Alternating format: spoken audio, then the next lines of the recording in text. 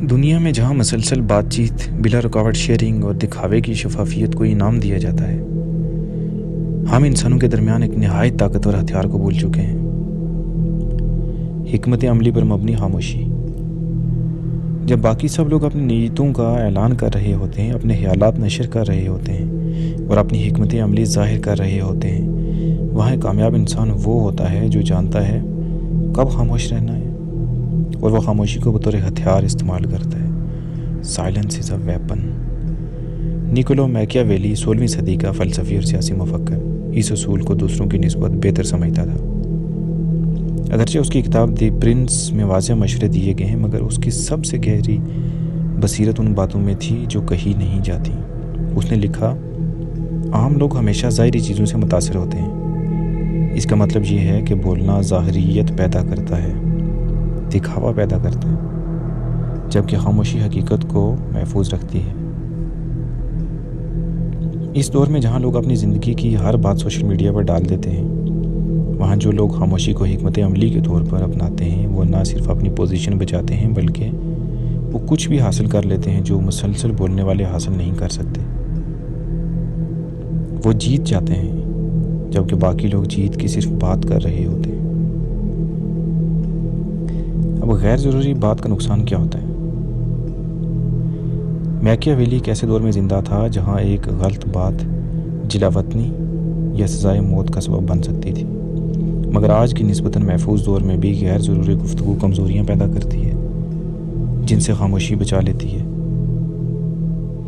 وہ لکھتا ہے، لوگ آنکھوں سے زیادہ فیصلہ کرتے ہیں بجائے ہاتھوں کے، کیونکہ ہر کوئی دیکھ سکتا ہے مگر کم لوگ محسوس کر سکتے ہیں۔ جو انسان ہر وقت بولتا ہے وہ دوسروں کو خود پر رائے قائم کرنے کا موقع دیتا ہے، مگر اپنے دل یا دماغ کی اصل گہرائی نہیں دکھاتا۔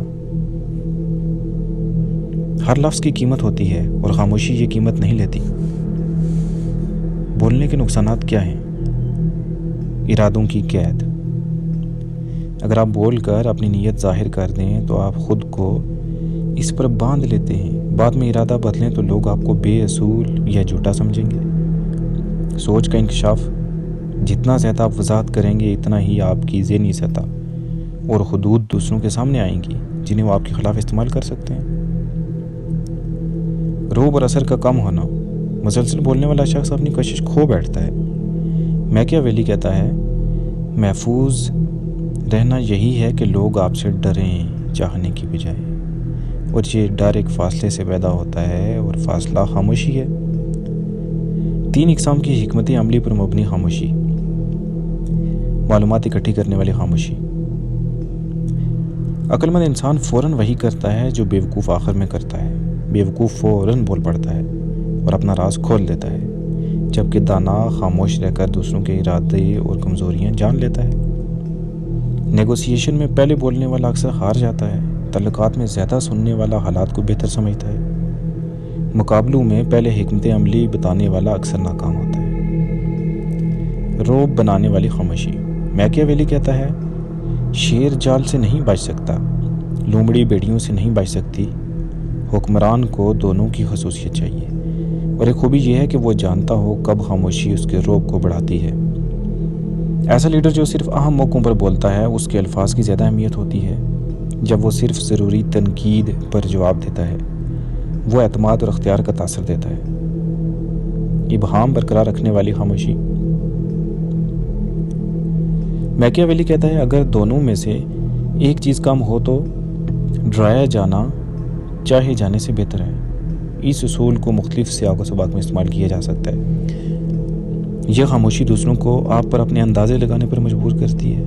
آپ واضح رائے نہ دے کر ہر فریق کو الگ مطلب نکالنے کی گنجائش دیتے ہیں، جس سے آپ کو لچک اور انکار کی گنجائش ملتی ہے۔ سیاستدان اس کو اچھی طرح نبھاتے ہیں، ایسے منہ بم بیانات دے کر کہ ہر سننے والا اپنی مرضی کا مطلب نکالے۔ اب اس کے نفسیاتی اثرات کیا ہوتے ہیں؟ خاموشی کے صرف حکمت عملی والے فائدے نہیں بلکہ نفسیاتی طاقت بھی ہوتی ہے۔ خاموشی دوسروں کے ذہن میں ایک خلا پیدا کرتی ہے جو وہ اپنے ارادوں سے بھر دیتے ہیں۔